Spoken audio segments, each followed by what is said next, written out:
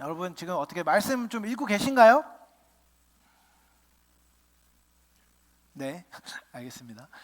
성경을 읽으면서 쉽게 간과하는 것 중에 하나가 사실은 그냥 앞뒤의 맥락인 것 같습니다. 우리가 성경을 읽을 때 보통 성경에 대한 지식을 갖고 성경을 읽기보다는 성경을 읽으면서 성경에 대한 지식을 얻는 경우가 많기 때문에 더더욱 그렇지요. 특히 예수님의 행적을 살필 때는요, 우리가 예수님의 행동을 하나만 외따로 끊어서 이해하는 경우가 참 많습니다. 예수님은 인간의 몸을 입고 오셨습니다. 그리고 이 땅에서 완전한 삶을 사셨지요. 하지만 그 완전한 삶은 시간과 공간의 연속선상에 있었습니다. 다시 말하면 예수님이 어떤 말을 하고 행동을 하기 전에는 어떤 배경과 동기, 맥락이 있다는 것입니다. 여러분 화장실에 가려면 어떻게 해야 되죠? 신호가 와야 됩니다. 그죠? 밥을 먹으려면 어떻게 해야 돼요? 배가 고파야 먹죠. 그렇죠? 보통은 시간이 되거나 배가 고파야 먹습니다. 이런 것처럼 어떤 말씀을 하실 때도 그 말씀을 하신 맥락이 있다는 것을 우리가 기억하면 좋습니다. 오늘 우리가 함께 읽은 말씀을 올바르게 이해하려면요, 이 말씀이 2000년 전에 이스라엘이라는 시간적 지리적 배경을 갖고 있음을 생각해야 합니다. 오늘 본문에 등경 위에 두는 등불의 비유를 이해하려면요, 이스라엘에서 특별히 이스라엘의 생활의 맥락 안에서 이것이 어떤 의미를 지니는지를 알아야 합니다. 여러분 이스라엘의 전통적인 과업 구조는요, 채광이 아주 나빴습니다. 여러분 채광 무슨 말인지 아시죠? 빛이 잘 안 들었다는 겁니다. 흙으로 이제 벽을 쌓고요, 위에다가 이제 나무 풀이나 나무로 뼈대를 만들고 위에다 이제 지붕을 만들었습니다. 그렇게 되면 집이 넓어지면 넓어질수록 안쪽으로 창문이 적고, 그래서 이제 빛이 잘 안 들어오는 구조였죠. 여러분 그러면 어떻게 해야 될까요? 집안에서 물건을 찾거나 보려면 어떻게 해야 되겠어요? 어두컴컴하니까 뭐를 밝혀야 되지 않겠습니까? 예수님 당시 사람들은 그래서 대낮에도 집안을 밝힐 불이 필요했습니다. 어두운 방에서 아무것도 할 수 없잖아요. 그래서 등불을 켜서 등경 위에 두었습니다. 여러분 여기 보면은 21절에 보면은 사람이 등불을 가져오는 것은 말 아래나 평상 아래에 두려 함이 아니라고 이야기하고 있는 것이죠.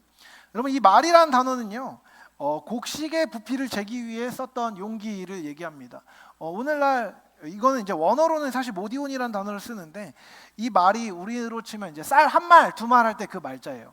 여러분 우리 그 옛날 방앗간 같은 데 가면 쌀 퍼줄 때 뭐 이렇게 나무 용기 이렇게 네모난 거에다 쌀 퍼주는 거 혹시 아시나요? 아는 사람들은 이제 방앗간 가본 사람들이고, 안 가본 사람들은 안 가본 사람이겠죠, 그죠? 근데 이제 쌀을 푸는 다음에 이제 쌀을 이제 위에를 딱 깎아가지고 그만큼 이렇게 쌀을 줘요. 근데 이 한 말이 이 이스라엘의 배경 안에서는 한 8.75리터 정도 되었다고 합니다. 8.75리터면 어느 정도인지 아시죠? 이제 2리터짜리 물병 4개 정도 된다고 생각하면 돼요. 2리터 정도의 물병 4개. 그 정도면 꽤 많은 양이죠. 작지 않은 용기였습니다. 여러분 우리가 불빛을 가져다가 이 말 아래 둔다는 게 어떤 의미일까요? 그러니까 말을 이렇게 두고 그 말 놓는 아래에 있든 아니면 말이라고 했던 그 용기 안쪽에 넣든, 어쨌든 이 말 아래는 안 둔다는 겁니다. 여러분 이 안쪽에 두면 어떻게 돼요? 당연히 빛이 제대로 안 비춰지겠죠.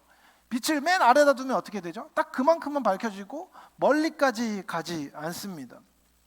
어쨌든 이 등불을 이 용기 안에 넣는 것이라고 해석하든 이 용기 아래 넣는 것이라고 시작하든 어쨌든 그렇게 두지 않는다는 거예요. 왜요? 그렇게 두면 빛이 제대로 비치지 않기 때문입니다. 그래서 이스라엘 사람들은요, 등경이라고 불리는 곳에 등불을 두었습니다.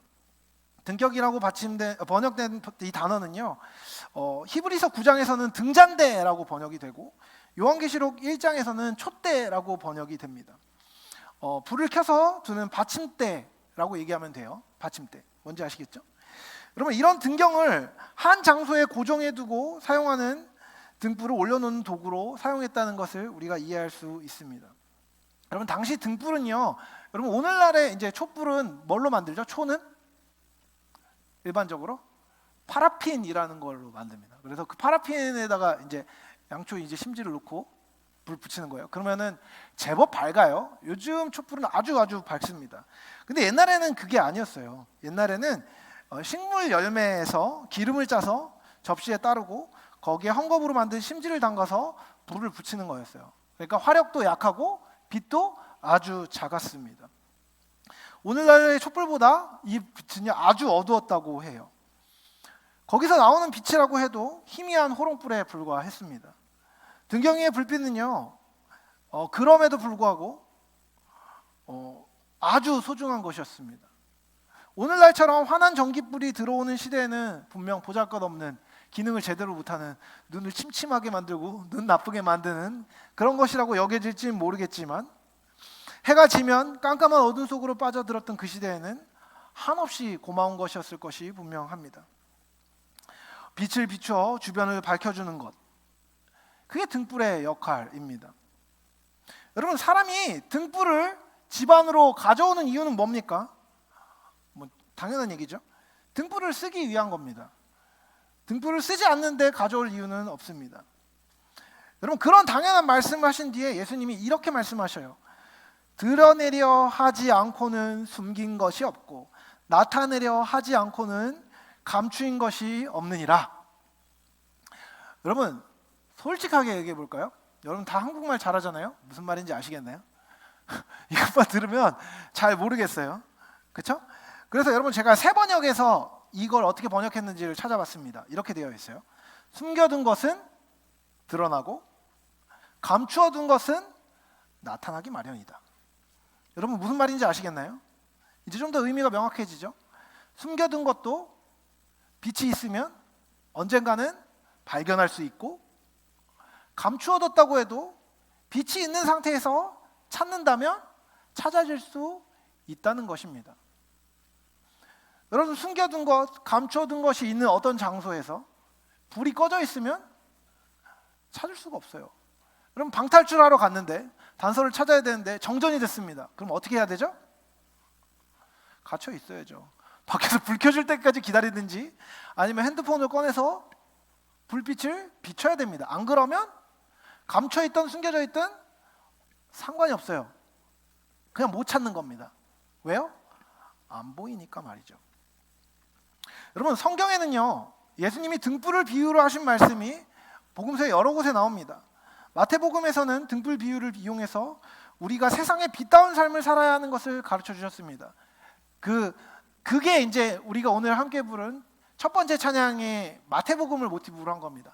나를 세상의 빛으로 부르셨기 때문에 빛인 내가 세상 가운데 비추어야 한다라는 가르침이 마태복음의 가르침입니다. 근데 여러분, 오늘 읽은 마가복음의 말씀에서 등불은 그것과 좀 다른 측면에서 우리에게 진리를 가르쳐 줍니다. 여러분, 여기서 얘기하는 등불은요 예수님, 그리고 예수님이 우리에게 가르쳐 주시는 진리의 말씀입니다. 그 등불을 여러분 우리 마음 가운데 가져오는 자는요 우리 자신입니다. 그리고 이 집은요 우리의 마음을 뜻합니다.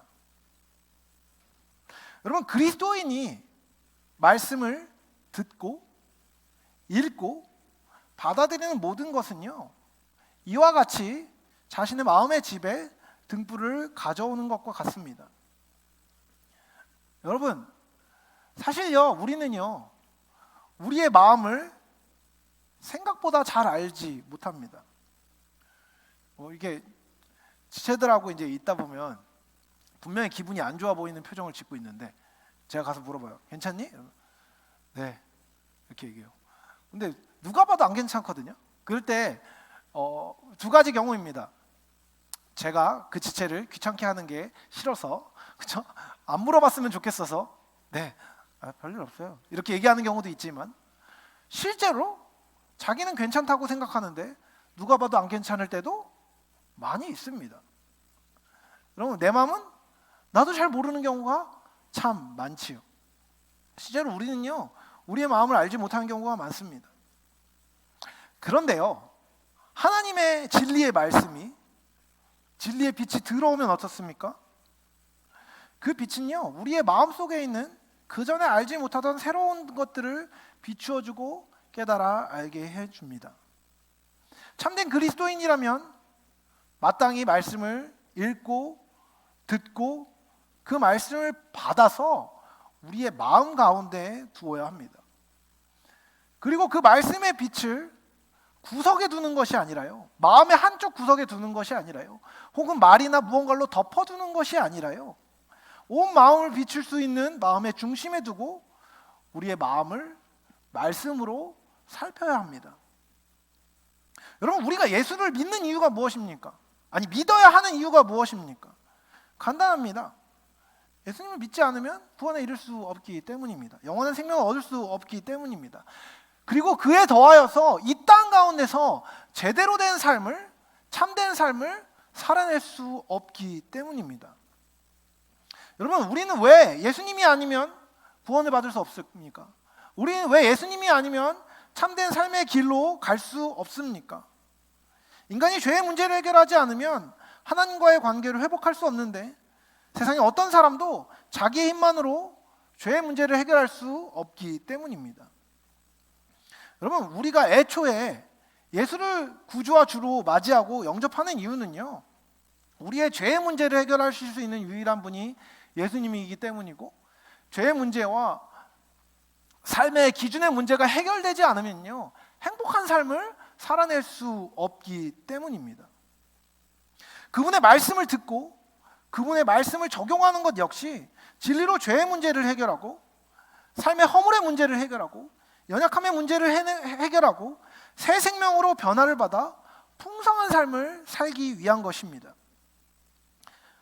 더 큰 기쁨과 소망의 삶은요, 우리의 삶에서 우리의 삶을 망치고 있는 죄와 허물, 문제들을 미워하고 하나님의 크신 능력과 거룩함으로 우리의 삶이 제대로 채워지고 변화될 때만 가능한 것입니다. 여러분, 많은 사람들이요, 마음 가운데 무엇이 있는지를 모를 뿐만 아니라 많은 것을 감춰두고 묻어두고 살고 있습니다. 죄와 허물이 우리 마음 가운데 감추어져 있지요. 남을 미워하는 마음, 음란한 마음, 욕심, 비교하는 마음, 교만한 마음 같은 것들이 우리의 마음 속에 있습니다. 때로는요, 감추어지지 않고 있는 경우도 있고요, 때로는요, 내 마음 안에 있지만 나조차 외면하거나 나조차 덮어놓고 지내는 경우도 많습니다. 여러분, 우리의 마음 속에 있는 것들을 돌아보는 것을 우리조차 외면하고 싶은 경우도 너무나 많습니다. 우리가 우리 마음에 감추어둔 것이 뭔지도 모를 때도 많습니다. 왜요? 우리 마음속에 너무 많은 게 있기 때문입니다. 여러분, 비밀의 옷방 같은 게 혹시 집에 있으신가요? 저희 집에는 있습니다. 옷방 자체가 비밀의 옷방이죠. 그 옷방에 뭐가 들어있는지 우리도 다 알지 못합니다. 정리를 하는데요, 정리를 열심히 하지만 정리를 다 못할 때도 많습니다. 그리고 정리를 다 못한 채로 그곳에 옷이 한 벌, 두 벌 쌓이다 보면요, 그 밑에 뭐가 있는지 잘 모릅니다. 근데 그게 언제 알 수 있는지 아시나요? 대청소할 때, 아, 이게 여기 있었구나, 이렇게 알게 되는 경우가 많이 있죠. 우리 마음도 마찬가지입니다. 여러분, 우리 마음 속에 우리가 쌓아뒀음에도 불구하고 우리 마음에 뭐가 있는지를 알지 못하는 경우가 많이 있지요. 하지만 여러분, 예수님이 우리에게 주기 원하시는 진리의 말씀이 우리 가운데 오고 그 말씀의 빛이 우리 마음의 방에 비추어지면요, 보이지 않던 것들이 드러나게 됩니다.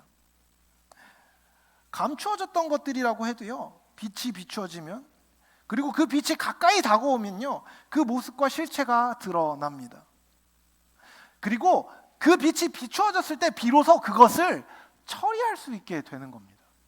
그것을 어떻게 손대야 될지를 알 수 있게 되는 것입니다. 여러분, 여러분의 마음 가운데 무엇이 있습니까? 잠언 4장 23절은 이렇게 이야기합니다. 모든 지킬 만한 것 중에 더욱 내 마음을 지키라. 생명이 근원이 이에서 남이니라 라고 말입니다. 여러분, 마음은 정말 중요합니다.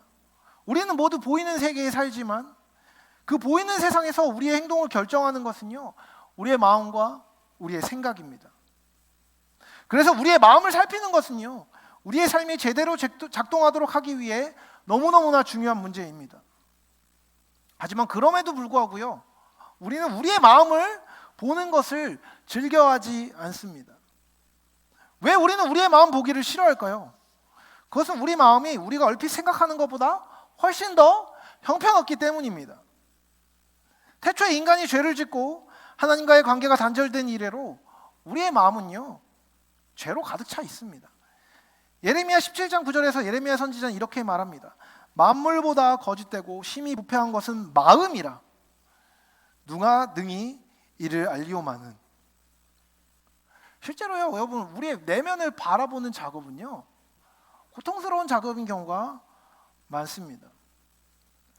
우리의 부패한 마음은요, 죄를 지을 때, 잘못되게 행동할 때도요, 그 죄와 잘못이 우리를 상하게 하지 않고 오히려 기쁨을 줄 것이라고 속입니다. 실제로 오바댜 1장 3절에서 이렇게 얘기합니다. 너의 마음의 교만이 너를 속였도다 라고 말이죠. 여러분, 우리 마음은요, 우리가 잘못하고 있거나 죄를 짓거나 그릇 행하고 있을 그때에 우리의 마음을 편하게 해주는 것에 관심을 기울이고 있습니다. 그래서 이렇게 얘기하는 거죠. 괜찮아, 그 정도는 할 수 있지. 걔가 나빴어, 그 정도는 할 수 있어. 사람이라면 그럴 수도 있지. 여러분, 이 말이요, 때로 우리에게 위안을 줄 때가 있지만 이 말이 계속되면 어떻게 될까요? 계속해서 우리 마음이 우리의 죄와 허물과 잘못들을 정당화시켜주고 그것에 우리가 익숙해지면 어떻게 될까요? 우리는 반드시 그릇된 길로 가서 불행한 길로 가게 되어 있습니다. 여러분, 마음대로 하지 마십시오. 마음 가는 대로 그대로 하지 마십시오. 그것은 거짓된 것입니다. 마음이 이끄는 대로 가면 돼. 안 됩니다. 마음이 이끄는 대로 함부로 가지 마십시오. 여러분이 마음이 이끄는 곳이 어딘지를 보고 가야 되는 겁니다. 그리스도를 믿어 구원받은 성도는요, 그런 의미에서 반드시 마음을 새롭게 해야 합니다. 그것이 성경의 명령입니다. 로마서 12장 2절에서 사도가 우리에게 이렇게 얘기합니다. 너희는 이 세대를 본받지 말고 오직 마음을 새롭게 함으로 변화를 받아 하나님의 선하시고 기뻐하시고 온전하신 뜻이 무엇인지 분별하도록 하라 라고 이야기합니다. 여러분, 마음을 새롭게 하는 것은요, 우리가 해도 되고 안 해도 되는 선택이 아닙니다. 마땅히 해야 할 주님의 명령인 것이지요. 마음을 새롭게 하고 변화를 받으려면 먼저 우리에게 주어진 말씀의 빛을 우리 마음 가운데 비춰서 죄와 허물, 연약함의 문제를 해결해야 합니다. 그리고 그것을 하나님 앞에서 돌이키는 회개를 통해 죄와 허물을 하나님께서 해결해 주시도록 기도하고 그 죄와 허물을 우리의 삶에서 없애버리고 하나님의 거룩하심과 하나님의 능력과 하나님의 은혜로 우리의 삶을 채우고 진리를 따라가야 하는 것입니다. 여러분, 죄는요, 그리고 우리의 마음에 그릇된 것은요, 우리를 파괴합니다. 에스키모들이 그 북극 근처에 사는 사람들이잖아요. 늑대를 사냥할 때 쓰는 사냥 방법이 있습니다. 뭔지 아십니까? 날카로운 창에다가 동물의 피를 발라서 들판에 세워두는 겁니다. 그러면 늑대가 잡힌다고 해요. 어떻게 잡히는지 아세요? 피 냄새를 맡고 모여든 늑대들이요, 그 창으로 다가옵니다. 그리고 그 창 끝을 핥아 먹는 거예요. 그렇게 그 창 끝을 계속 핥으면요, 추운 날씨에 혀가 마비된 늑대들이 그것을 계속해서 핥다가 끝내 죽음을 맞이한다고 합니다. 늑대는요, 혀에 느껴지는 피의 맛을 탐닉합니다. 계속해서 피를 먹어요. 이상하게 핥으면 핥을수록 피가 계속해서 나옵니다. 그 늑대가 죽는 이유는 간단합니다. 아무 의심 없이 계속해서 피를 핥기 때문입니다. 핥고 있는 피가 자신의 것인지도 모른 채 말입니다. 죄와 허물의 가장 치명적인 부분은요, 그것이 우리의 삶을 파괴시킨다는 것에 있습니다. 여러분, 처음 죄를 지을 때는요, 사람들이 어느 정도 죄책감을 느낍니다. 하지만 죄가 일상이 되어버린 뒤에는요, 죄책감이 느껴지지 않습니다. 마치 추운 날씨에서 혀가 마비된 늑대들이 날카로운 창을 계속해서 핥으며 자신의 피를 기꺼이 내어주어 죽음에 이르는 것처럼 죄에 대한 감각, 그릇된 것에 대한 감각, 잘못된 것에 대한 감각이 마비돼 버리면요, 우리는 기꺼이 죽음을 향해 달려들어가는 늑대들처럼 죽음에 이를 수밖에 없는 것이지요. 여러분, 애초에 등불을 가지고 들어오는 이유는요, 집을 환하게 밝히기 위해서입니다. 원하지 않는 사람이라면 애초에 등불을 가져와서는 안 됩니다. 등불을 가져 들어와서 왜 집이 더러운데 불을 환히 밝히느냐고 이야기하는 것은 넌센스인 것입니다. 하나님의 진리의 말씀은 빛입니다.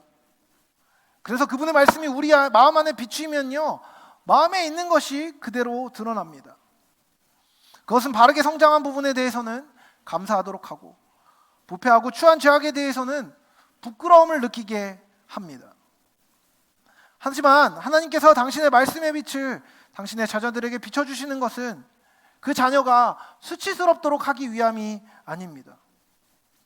오히려 그 빛으로 비추인 것들 중에 죄된 것을 치우고 새롭고 유용하고 가치 있는 것으로 채워주기 위해서입니다. 여러분, 메스로 암덩어리를 잘라내려고 합니다. 그럼 어떻게 해야 될까요? 아무데나 착착착 그으면 될까요? 아니요. 전에 검사를 해야 됩니다. 그냥 배 가르면 안 돼요. 그렇죠? CT도 찍고, 그렇죠? 엑스레이도 찍어보고, 이것저것 검사도 하고, 암이 있는지 아닌지 보고, 그게 어디 있는지 보고, 실제로 배를 갈라서 수술 부위를 향해 가서 그것이 있는 상태를 제대로 보고, 눈으로 보고, 그것을 잘라내고, 그것이 잘 도려내졌는지 확인해야 합니다. 그리고 그곳에 새살이 돋을 수 있도록 그곳에 적절한 조치를 취해야 합니다. 그렇게 돼야만 그곳에 건강한 세포가 자리를 채우고 자라날 수 있습니다. 여러분, 말씀이 여러분의 마음 가운데 비춰지면요, 마음에 드시나요? 요즘에 제가 굉장히 흡족하고 하고 있는 부분 중에 하나가 뭐냐면, 우리 청년들이 말씀의 마음의 빛을 비추고 괴로워하고 있다는 것입니다. 변태라서 그런 건 아니고요. 어떤 의미냐면요, 여러분, 말씀이 내 마음 안에 제대로 비춰지고 하나님 앞에 있을 때 부족한 부분이 보이는 것에서 괴로워하는 것에 대해서는 저는 좋고 건강한 상태라고 생각합니다. 여러분, 하나님의 말씀이 우리에게 쫙 옵니다. 근데 내가 마음이 불편해요. 그러면 우리가 그 하나님의 말씀을 마음에 들어하지 않는 게 맞는 걸까요? 아니면 내 마음 안에 있는 그릇된 것을 불편한 게 맞을까요? 여러분, 우리가 마음에 들어야 하지 않아야 하는 것은요, 빛된 하나님의 말씀이 아닙니다. 빛이 비출 때 부끄러울 정도로 더럽고 악한 우리 안에 있는 죄와 허물을 부끄러워해야 하는 것입니다. 마음 가운데 비춰지는 빛이 우리의 죄를 비출 것이라고 말할 때 어떤 사람들은 자신의 죄가 드러나면 죄책감과 수치심이 일어난다고 얘기할 수 있습니다. 그리고 그렇게 얘기하는 것이 사랑이 아니라 정죄라고 항변하는 사람들이 혹시 있을지도 모릅니다. 하지만 저는 단호하게 말하겠습니다. 여러분, 하나님의 말씀이 여러분 가운데 비춰지는 것은요, 여러분을 정죄하기 위한 것이 아닙니다. 하나님께서 말씀의 빛을 비추시어 우리의 죄를 드러나게 하시는 것은요, 우리를 죽이시기 위함이 아니라 우리를 살리시기 위함입니다. 여러분, 어떤 사람이 병원에 갔습니다. 검사를 받았어요. 검사를 받았는데 암이 있다는 진단을 받았습니다. 그래서 의사가 얘기합니다. 암으로 진단되셨습니다. 환자가 화를 내는 겁니다. 어떻게 말을 그렇게 할 수가 있어요? 암이라고 말하는 건 좀 선 넘은 거 아니에요? 너무 심한 거 아니에요? 어떻게 함부로 암이라고 말할 수 있어요? 라고 얘기한다면 의사가 너무 무례했던 건가요? 아니요. 왜요? 암이라고 얘기해줘야 치료를 받을 수 있는 겁니다. 그죠? 여러분, 진리의 빛이 우리의 죄를 드러내는 것은요, 그것을 돌이켜 하나님께로 인도하고 참되고 올바른 삶으로 인도하기 위한 것입니다. 진리의 빛을 말씀을 통해 하나님께서 우리에게 비추시는 궁극적인 이유는요, 하나님이 우리를 사랑하시기 때문입니다. 하나님이 우리를 사랑하셨던 이유는요, 여러분, 애초에 우리가 죄가 없기 때문이 아닙니다. 로마서의 말씀처럼 우리가 아직 죄인 되었을 때 그리스도 예수께서 우리를 위해 죽으심으로 말미암아 우리를 향한 하나님의 사랑이 확증된 것입니다. 우리의 죄가 추악하면 추악할수록, 우리가 연약한 사람이면 연약한 사람일수록 그 연약함에도 불구하고 사랑하신 하나님의 사랑은 보증할 만한 것이 되는 것입니다. 여러분, 로마서 5장 20절 후반부에서 바울이 이렇게 말합니다. 죄가 더한 곳에 은혜가 더욱 넘친다라고 말입니다. 여러분, 하나님이 여러분에게 말씀으로 가르치시고 여러분 삶 안에 있는 부족함과 연약함을 보게 하시는 이유는요, 그대로 있게 하거나 그래 너 그렇게 형편없는 놈이야, 바보 같은 놈 이라고 정죄하기 위한 것이 아니라 그곳에서 나와서 참된 생명으로 오라는 하나님의 초청입니다. 여러분, 하나님의 방법은요, 언제나 빛으로 어둠을 비추는 것입니다. 여러분, 그 빛이 비춰지는 방법이 때로는 아주 직접적이고 아주 즉각적으로 비춰질 때도 있고, 때로는 천천히 여러분의 삶을 향하여서 느린 방식으로, 여러분이 알아듣는 방식으로, 여러분이 준비될 때까지 주어지는 방식으로 있을 때도 있습니다. 하나님이 여러분에게 친절하게 주실 때도 있고요, 하나님이 여러분에게 여러분이 느끼기에 친절하지 않다고 느껴지는 방식으로 말씀이 갈 수도 있는 겁니다. 하지만 여러분, 하나님이 여러분을 사랑하시면요, 여러분이 죄로 스스로를 망치는 그 지경에 두지 않기 원하시는 것이 더 급박한 것이지요. 여러분, 생각해 보십시오.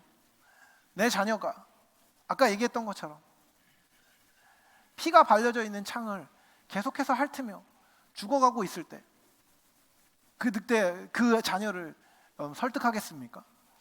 그걸 먹으면, 그걸 계속해서 핥으면 네가 피가 나니까 우리 이제 그만 핥아볼까? 라고 얘기하는 게 사랑일까요? 아니면 발로 차서 창으로부터 멀리하고 계속 먹고 싶어 할 때 묶어가지고 혀에다가 실어도 반창고를 붙이는 게 사랑일까요? 여러분, 하나님 나라의 법칙은 여러분의 삶 가운데 빛을 비추는 것입니다. 그리고 그 말씀은요, 때로는 티같이 느껴질지도 모르겠습니다. 사실을 진술함으로 말미암은 불편함이 여러분 가운데 있을지도 모르겠습니다. 하지만 여러분, 그와 같은 불편함의 진술 뒤에, 아니 이미 이전부터 그 불편함을 진술하기 위하여서 여러분에게 보여주신 하나님의 사랑을 기억하십시오. 예수 그리스도께서 여러분을 말씀의 빛 가운데로 초청하시는 이유는요, 여러분의 삶이 계속해서 어둠 가운데 있기를 원하지 않으시기 때문입니다. 여러분, 하나님 나라의 통치의 법칙은요, 감추는 게 없습니다. 드러냅니다. 숨기지 않습니다. 떳떳하고 정직하게 반응하기를 하나님은 기대하시는 것입니다. 여러분, 그래서 우리 공동체가 중요한 겁니다. 하나님과 공동체를 향하여서 사랑으로 헌신하고 함께 한다는 것은요, 그 연약함을 함께 하나님 앞에서 드러내고 함께 다뤄가는 것입니다.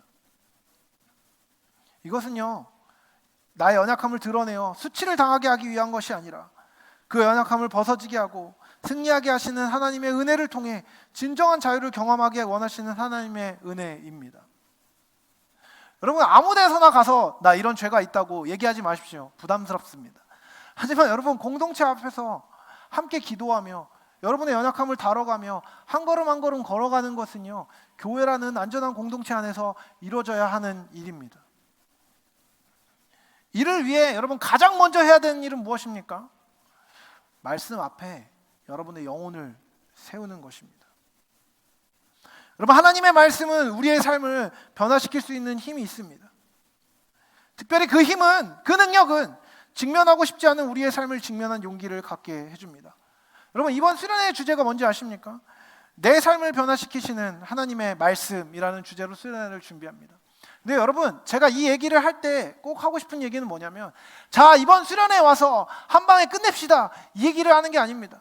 여러분, 수련회 와야지만 이걸 할 수 있습니다, 이 얘기를 하는 게 아닙니다. 오히려요, 우리의 삶을 말씀 앞에 세우고 그 말씀 앞에 세워서 우리의 삶을 다루는 것을 연습하는 기회로서 이번 수련회가 있다는 것을 전 이야기하고 싶은 것입니다. 예, 그 연습 뒤에도 우리는 계속해서 연습할 것이고, 계속해서 훈련할 것이고, 계속해서 그 은혜로 나아갈 것입니다. 하지만 진리가 우리를 자유케 하는 경험을 위해 말씀을 향해 나아가고 그 말씀을 공동체와 함께 연습하는 기회는요, 항상 있는 것은 아니기에 우리가 함께 수련회를 준비하는 것입니다. 여러분, 말씀이 진짜 우리를 어떻게 다루는지에 대한 그 과정을, 그 프로세스를요, 우리가 함께 좀 깊이 연습해 보고 싶습니다.